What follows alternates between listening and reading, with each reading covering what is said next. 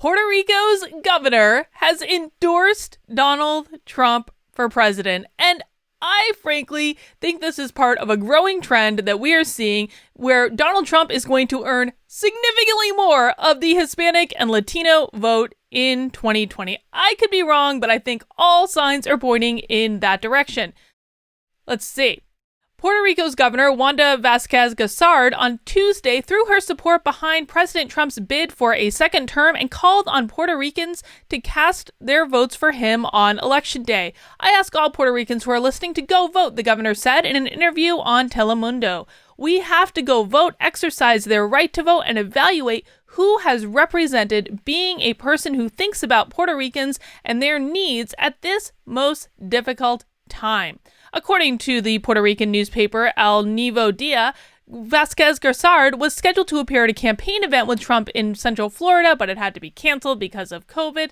In Tuesday's interview, when asked about Trump throwing paper towels to a group of Puerto Ricans during a 2017 visit to the island in the aftermath of Hurricane Maria, Vázquez-Garcard said voters should not dwell on the image, adding that nobody is perfect. The Republican governor has repeatedly brought attention to her rapport with Trump, suggesting at a February rally that the president would otherwise not provide federal funds to the island territory. And that support paid off. Last month, the Trump administration announced it would provide an additional $13 billion in aid to Puerto Rico to assist in infrastructure redevelopment following the 2017 natural disaster, which is exactly the thing that you would expect a racist to do, isn't it? And listen, let's just be honest here. Trump has really done some good things for minority communities. If you looked at before the pandemic started, they had the lowest unemployment rates for African Americans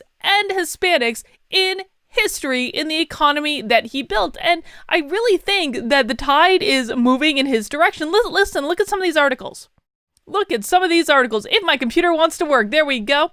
The New American says endorsement by Latino Police Association reflects Trump's increasing support among Latinos. This is from yesterday. The endorsement of President Trump by the National Latino Peace Officers Association on Saturday is reflective of the president's growing support among the critical Latino voting bloc. The bloc is approaching 20% of the U.S. electorate. That's not all. We have Latino evangelicals narrowly favor Trump. A new survey focused on Latino Christian voters has found that former Vice President Joe Biden has a voting advantage over President Donald Trump. Even so, Trump's support among the group has grown significantly since 2016. It found that 62% of registered Latino Christian voters said they would vote for Biden compared to 30% who would vote for Trump, according to Claremont McKenna's College's Latino Religious and Politics National Survey, which was released on Wednesday. Now, a point I want to make here is that you don't necessarily need to get the majority for Trump to still win in an epic landslide. He just needs a little improvement, just a tiny improvement in both the Latino and African American voting blocs, and Trump is going to win in a landslide. Obviously, we're focusing on Latinos for our purposes here, but listen, it does not take much. Trump does not need to get over 50%. He just needs to do just a little bit better than he did in 2016. But listen, there's more. Trump has enough support from Latinos to win Texas, study finds. President Donald Trump has enough support from Latino voters to win Texas, but Joe Biden could pull off an upset if he wins 2/3 of the Latino vote in the state, something Hillary Clinton came close to doing in 2016, a new analysis finds. The analysis by the Texas Hispanic Policy Foundation says Trump currently holds enough support from Latino voters, 41% in Texas, to stave off a loss in the state. But there's more. What's behind Trump's gain in Cuban American support? Some of that is to be expected because whoever is in the White House is in the driver's seat in terms of the message. Yeah, what a way to rationalize it, NBC, like you always flipping do. After abstaining in the 2016 elections, Cuban American Barbaro Lamb says he will vote for President Donald Trump on November 3rd. Lamb, 56, said he didn't like any of the candidates in 2016 and thought people were making a mistake by voting for Trump. 4 years later, Lamb said his air-conditioned business has grown and Trump has been consistent. More importantly, Lamb said, the Democratic Party has veered too far left and is no longer the same party that existed 10 years ago. He worried about the popularity of Senator Bernie Sanders and Representative Alexandria Ocasio-Cortez and the kind of influence they and many other more liberal folks could have on a Joe Biden presidency. Lamb, who came to the United States from Cuba in 1995, said that when he hears proposals for programs like free healthcare, which isn't Biden's healthcare platform, he's touting the expansion of Obamacare. Yeah, okay, we all know who's pulling the strings there. Cubans like me, who were born and raised under communism, get scared. It may sound exaggerated to some, but this was part of our indoctrination. And listen, man, this is not the only person I've heard this from. J.C. Mondu, who you guys know him from Big Brother, a lot of you, but he does walkaway rallies every once in a while. He says exactly the same thing. J.C. was born in Cuba. He experienced communism under Cuba, and he said, listen, you don't want that stuff here. So anytime you're talking about like Cuban Americans or people who have that sort of relationship with these types of things, they absolutely know how to identify this and say, no, we came here for a reason. Now, listen, Cubans and Puerto Ricans, not the same thing, but I'm just talking about a trend that I'm seeing pop up over and over and over again recently. And listen, I said that Trump does not need to win like 50% of the Hispanic and Latino voters in this country in order to do pretty well. This is NBC's little swing the election toy that you can kind of play around with the different demographics and how they might vote just to see how it would sway the election. So what NBC, I was about to say MSNBC, that's like a Freudian slip if there ever was one.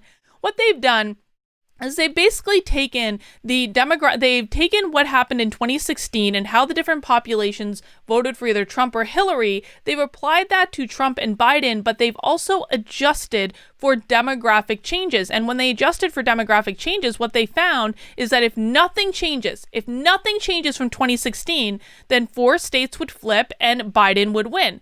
But let's just see here. So they've got college-educated whites, non-college whites, Black, Latino, Asian, and others. So you can see here that Latinos voted for Trump. 28% of them voted for Trump in 2016. In the Black community, we have 8%. Now, I am going to argue that I think that both of these numbers, Black and Latino voters for Trump, are going to increase just slightly. Let's even just look just slightly. Let's say we put the Latino vote at 30% for Trump, and we put the Black vote at 10% for Trump. Okay, so that doesn't quite do it. Let's put the Black vote at 11% for Trump. That does it.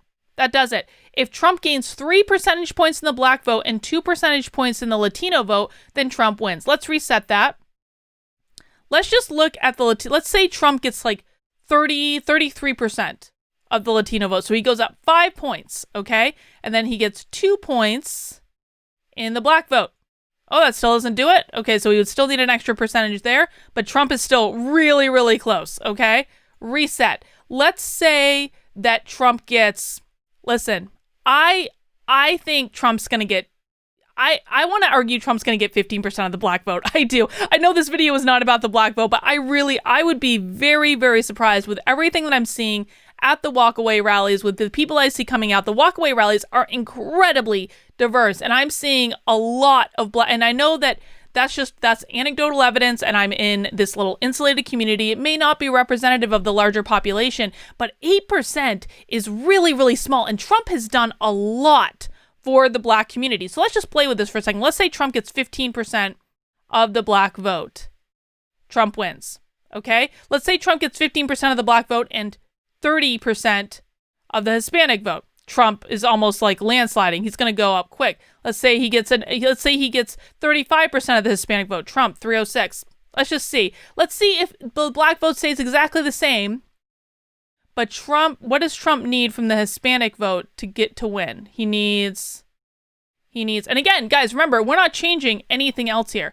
45% of the Hispanic vote would get it for him. So I told you, he doesn't need over 50%. He just needs these small increases. Now, let's see what happens. Let's see what happens if Trump gets a couple more points in non-college educated white votes. Let's see. He got 69% in 2016. I think that number is going to go up. Let's say we put it at 72. Trump gets 72%. Trump wins. Nothing else changes. If Trump just gets a couple more points, let's even say like 70%.